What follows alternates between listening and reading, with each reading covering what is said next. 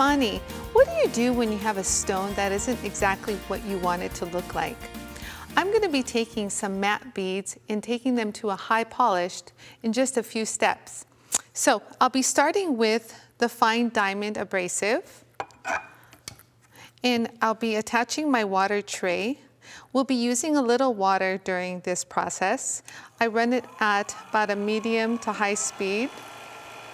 So I'll take this dull stone, add some water, and I'll hold it directly underneath the wheel and lightly sand it. And you can see we've achieved a slight little polish from the mat.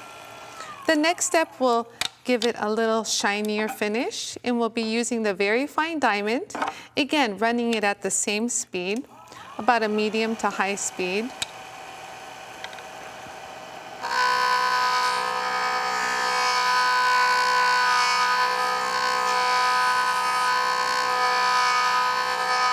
You know, harder stones require a few more steps, and that's exactly what we're doing right now.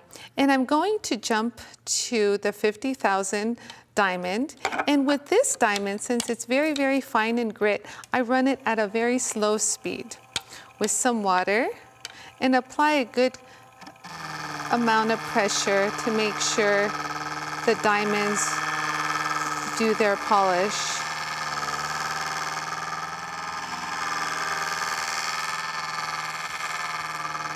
And you can see a beautiful shine just come up. Oh, it's beautiful.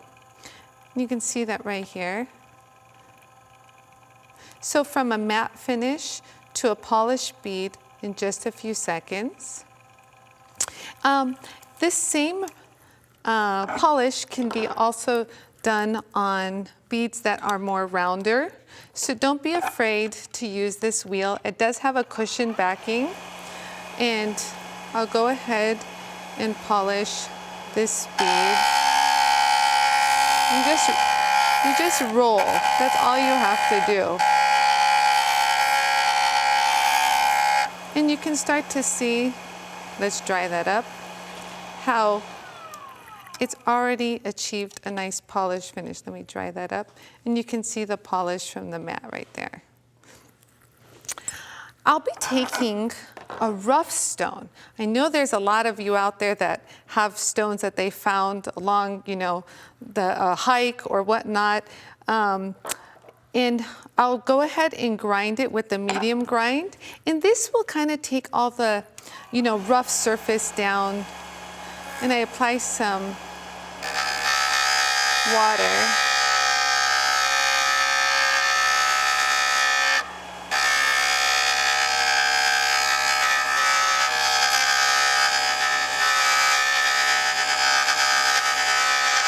So we have a nice smooth finish, but it's still on the dull side.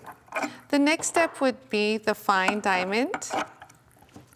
And it's really quick to switch these on and off.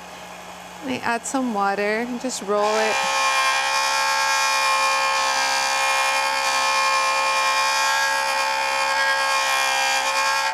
To the top.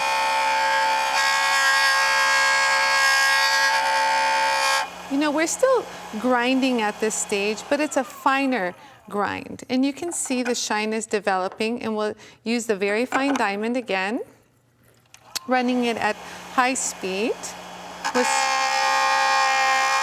And what's great is I can see what I'm doing right up underneath the wheel. So I just teeter-totter it left and right. And you know, if I missed a spot, I love to use like a little Sharpie to mark my area, and you can go back and just polish that one spot. That's a quick little tip. And we'll go in for the polish. I'll use my felt wheel this time to give it a high polish with the polishing compound. Give it a good amount of compound. Hold it directly under the wheel. And you'll see this fabulous polish develop. You can do the top as well. whatever your heart desires, but for the most part, it's gorgeous, polished, finished look. Now, if you have a stone and you don't like the shape of it, say you don't want it oval, you want a more geometric shape, and we'll be using this wheel to shape the stone. So I have like a little divot here, you see that? I can easily hold it right up underneath the wheel and see what I'm doing. And say I want to create a little bit more of a geometric shape, and I'll go ahead and grind this side down.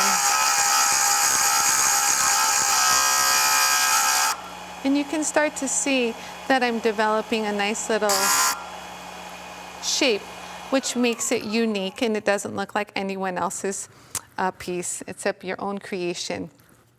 Next, I'll transition into polishing some metal. Everyone asks me how I can polish metal. It's so easy on this system. I'll put a little finger protector, which is made very easily using this finger tape. You just wrap it around, and it's a custom finger tape. I will be using our Scotch-Brite unitized wheel. We don't need water for this technique. And it's a fine grade. And if you look here, this is like a rough casting. So if you have any metal clay pieces, this is kind of like similar to that rough finish. So I'll run this at high speed, and I'll hold it directly underneath the wheel, and I'll see all the work right through the wheel. Very nice.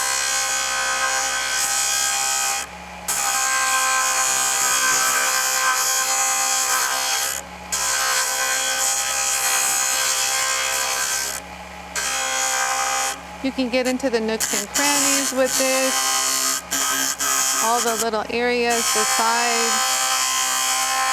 Really give a nice professional finish. Now, if you can see right here, we have more of a matte finish versus the rough that we started with. And by changing to the felt wheel, I will bring this up to a high polish, running it at full speed with my jewelry polishing compound. I hold it right here, and you can see how quickly a polish develops.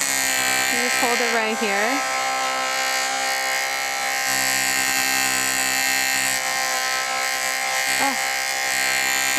Seeing what you're doing really gives you an advantage over other systems. And look how gorgeous this is. And again, if you wanted to polish that side, just hold it right here and glide left and right.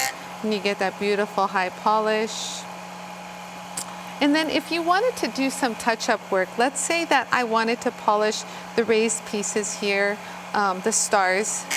Kate made this in an earlier segment. I would polish it right, holding it right up underneath the wheel and just polishing the star. You see how that really popped from this one?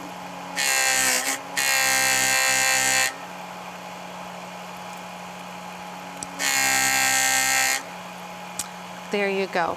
And I'm always asked this question too, trying to get into the crevices of a design scroll work or any kind of difficult area.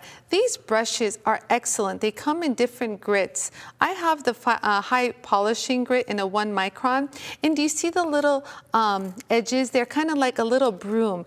They sweep into all these hard to reach areas. And I run this at full speed, and I hold it right up against the wheel, and I make sure those little bristles like sweep into all the nooks and crannies, and it just really, and the 1 micron wheel is excellent for if you have diamond jewelry and just want to touch it up. It won't even remove the rhodium plating. So it's a great handy wheel to have around. So look at how gorgeous that piece is from that to this. So whether you're working on metal or stone, you can get a more professional finish when they're polished.